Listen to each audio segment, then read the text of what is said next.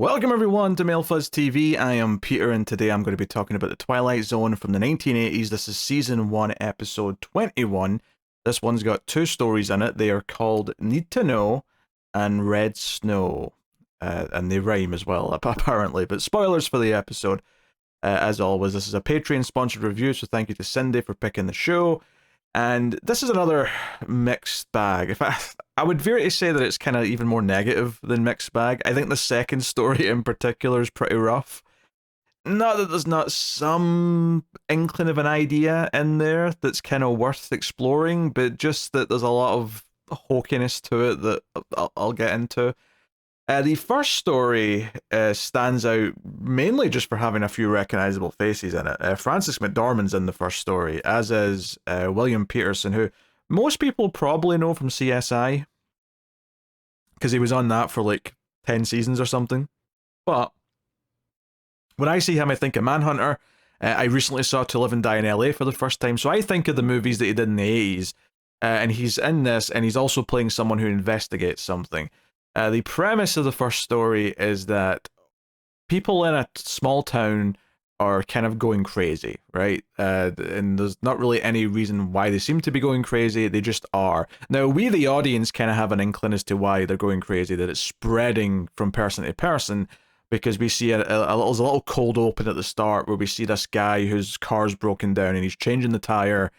And this farmer comes up and whispers something in his ear, and then immediately this guy starts like laughing maniacally, and it's like, okay, so clearly someone is spreading this.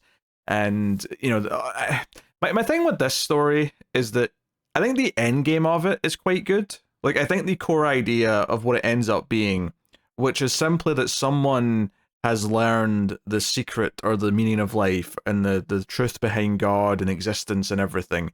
And that simply telling someone that, which was just one person, and then that person went crazy but has shared it with it. The idea that everyone who hears this truth just goes crazy is actually a really cool idea. And there's a little bit of fun right at the very end of the story where the originator, the person who found this out first, is going to say it on the radio. So like lots of people will hear it. And there's this kind of race against time for the main character, played by William Peterson, to kind of get back to Frances McDormand, who's like the local cop, I guess, or at the very least, she's the person who's like the liaison to him in the town. And then the ending is that he gets back and she already heard it and whispers it in his ear. And the end of the episode is that the main character, despite trying to avoid hearing it because he's realized that hearing whatever this secret is what's making everyone go crazy, he hears it from the person that he's come to trust a little bit. Arguably even a love interest, which, to be honest, there's a moment where he kisses her on the cheek and I was like, wait, we're doing a love interest thing here? It felt like it came out of nowhere.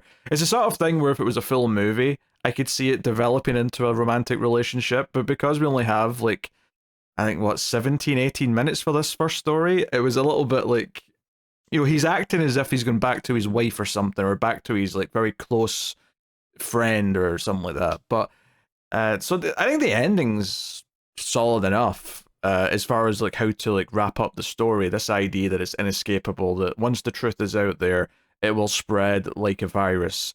And it kind of feels like it stands in for anything that does spread, any kind of idea that spreads and changes the world, and we can't really do anything about it once the genie's out of the bottle. That's kind of what it felt like it was doing to me. The problem I have with this story is that a lot of the time we actually spend in the story before we get to the interesting last like 2 or 3 minutes is kind of dull. And it's basically because it's really just one by one, we see different situations where an old person in town is acting crazy. You know, and I think that could have been fun if the stuff they were doing was more silly or more kind of entertaining to watch. But it tended to just be them rambling. We hear kind of stories that some of the old people have tried doing crazy things, but it's all stuff that happened off camera. We never actually get to see them act weird or do something crazy. The closest we get to something exciting kind of happening is one old woman they go to speak to interview. It turns out she's already went crazy, and halfway through, like talking to them, and she's sitting with like a little tea set and she's cutting some like cake up, she just tries to stab the main character. She just sort of lunges forward. And, you know, she's old and slow, so he's able to get out of the way. But that's kind of the closest we ever got to, like, oh, this is going to be fun and crazy. Like, we're going to see these old people, because it's mostly, I mean, it doesn't just affect old people, but it seems to be mostly have spread amongst old people, because they're the ones who have been telling each other this secret. And maybe there's something to that as well, the idea that the older generation learns it first and passes it down, and it's a generational thing in that sense. Maybe there's something to that as well with what it's doing. But, and that's not to say that I think it had to be like a silly story necessarily. I think the way it was presented to me here, I was hoping for silly, because I think silly would have made all that stuff entertaining until we got to the genuinely interesting part at the very end. Alternatively, I think you could do a super serious version of this that's more about the fear and the paranoia of you getting whatever this is, even before you know it's spread via speech, right? But I think if you were going to do that and effectively make it into more of a horror story, which it isn't really, right? It doesn't feel like a horror story at all, except maybe a minute towards the end. Is that I think that the mood and the atmosphere would have to like match that. And the thing about this story is that all of it's in broad daylight.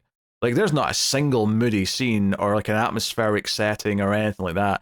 Almost all the scenes take place either outside in the bright sunlight, or they take place in well-lit like front rooms of houses and just places like that. There's never really like like, is there someone about to walk up and whisper in my ear like a creep? Like, they never really play it for the suspense. It never really does that. And I'm not saying again that it has to do that. I would have taken like old people are acting kind of silly and crazy, and it could be entertaining for being wacky.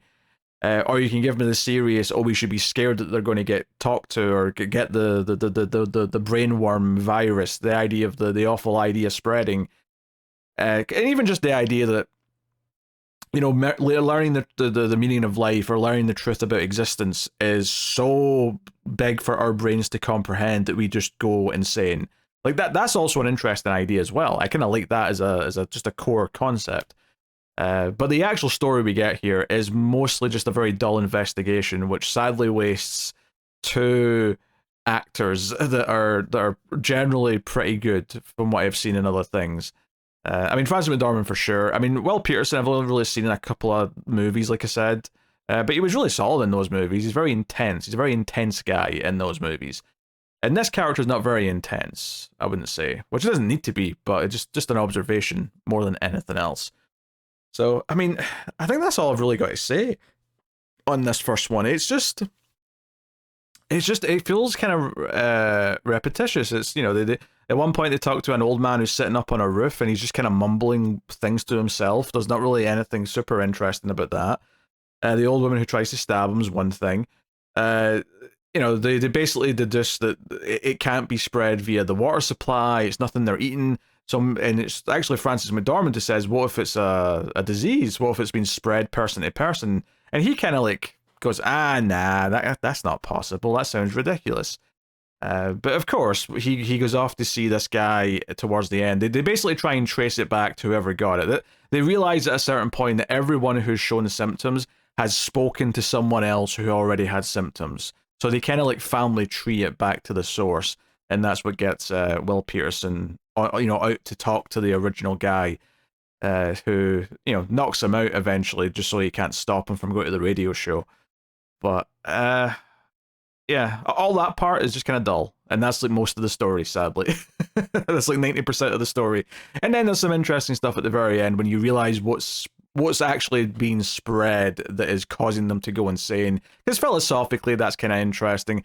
And then the idea of him racing to try and like not let people hear it, but ultimately it's futile. That's also a cool little beat, but it's a little bit too little too late. So I'm going to say this still kind of veers towards negative overall, my opinion on this, but there is some good things at its core that could have been used really well.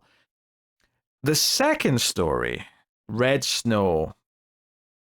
Now, where do I start with this? So it's a vampire story. Right, let's just start there. That's a twist, admittedly. You don't find out there's vampires until a good chunk into the story.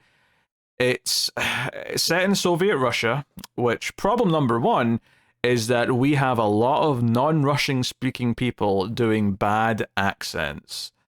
A lot of bad accents. Now, maybe there's one or two like bit parts that have got real Russian accents, but the vast majority of them are doing accents. They're Americans or whoever doing accents. and it feels hokey, it feels goofy.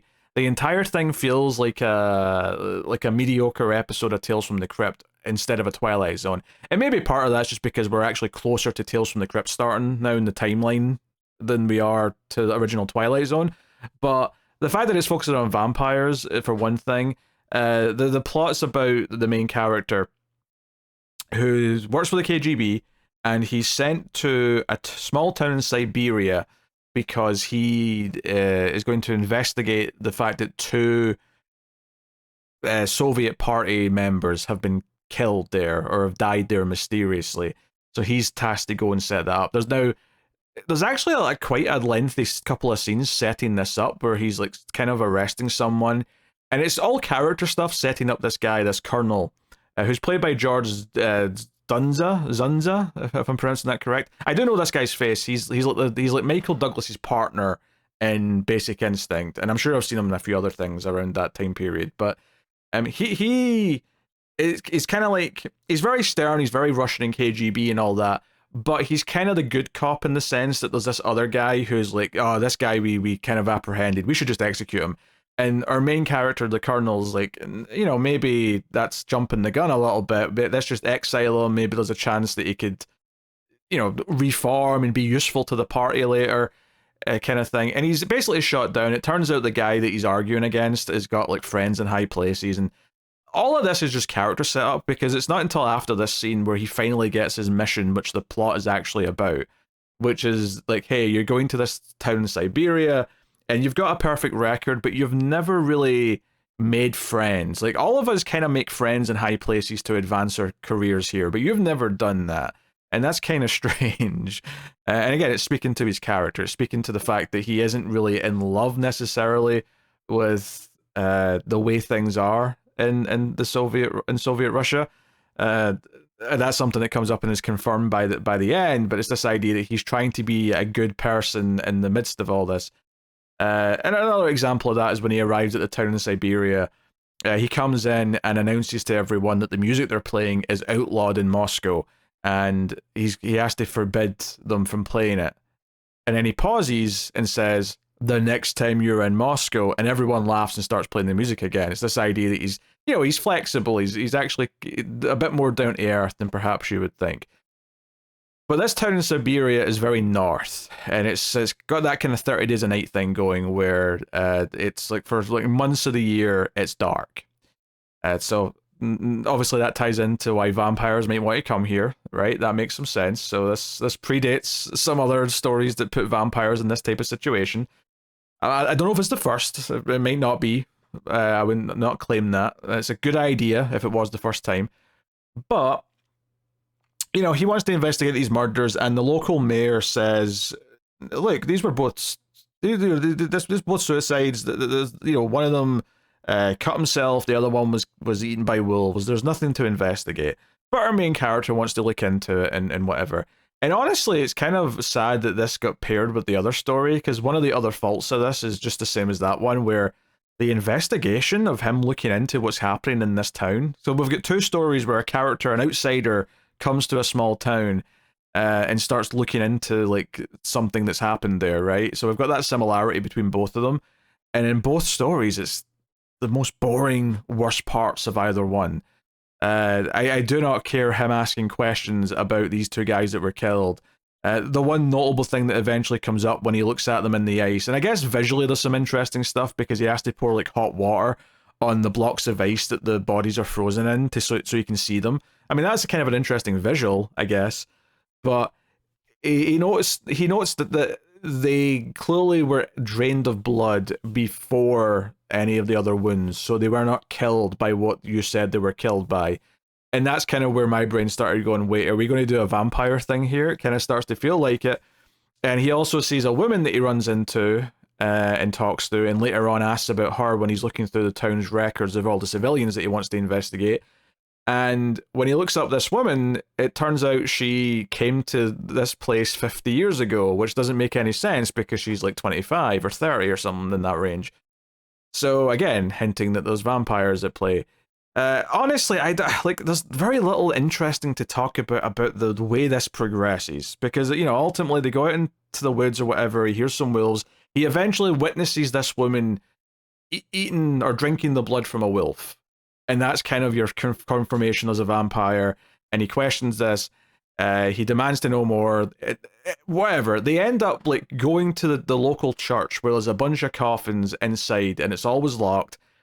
And the big thing that this reveals, the big twist of the episode, it's not the vampires that they're there. That was a twist halfway through, but the big twist of the episode is that the town know about the vampires and accept the vampires. The townsfolk have got a deal with the vampires. Because the vampires are not necessarily evil. They're happy to feed on the blood of wolves, and they'll feed on the blood of murderers or thieves that maybe come into town, things like that. And they basically have a deal with the town where during the summer months, where it's daytime for however many months in the summer, they like guard the church where they're all sleeping in the coffins and keep them safe, right? The humans keep the vampires safe. And then in the winter months when things are hard and difficult, the vampires help keep the humans safe. And it's a mutually beneficial thing. And the mayor's like, hey, this is a good thing we've got going. And if you're just killed here, like, that's not really that useful because they'll just keep sending more people. The best case for us is for you to accept that this is an okay thing and to just not tell them. And, you know, what, some of them don't agree, and there's a whole chase, and, like, again, the way it plays out is not that interesting, even though the core idea of this deal is fascinating. I think where it really falls down, though, is that the mayor character gets attacked by actual wolves and dies.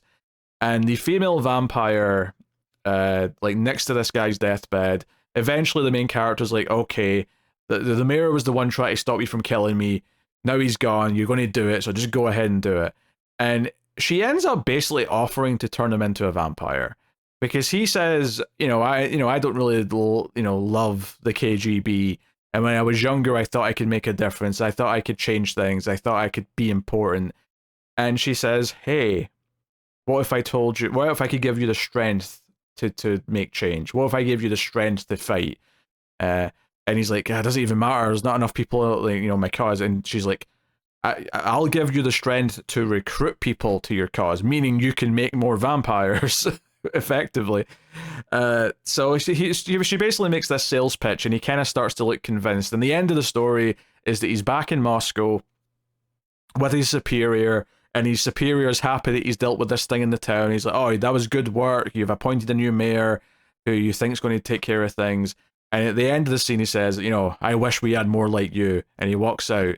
And the final shot is the main character saying, oh, don't worry, there will be more like me. And he smiles, and he's got vampire fangs. And that's the way it wraps up. I think the big thing for me here is, well, two big things. One is how hokey everything feels because it's a bunch of people trying to do Russian accents, right? And then it's also hokey because we're trying to do a vampire story where, we've got the fake snow and we're trying to do the isolated set. And I love the isolated set, and nothing pleases me more than the idea of, like, the Thing, but with vampires. That sounds like fun. But that's obviously not what we're doing, because we're doing this whole twist where the townsfolk and the vampires have a good thing going. Basically, they only killed those previous, like, members of the Soviet party because they were going, they weren't accepting the deal. They were going to rat them out and cause trouble for them. So, like, there's some interesting ideas there. There is. But between everything feeling really hokey and goofy because of the accents, and even just like some of the big moments where when we see the woman like feeding on the wolf, and the way she looks up and she's got these fake vampire teeth in, or even the final shot when he's got the vampire teeth, they just look really fake. They look like something someone's went and bought at the costume store, as opposed to like something professionally done for a TV show. So it feels really cheap and hokey for a start.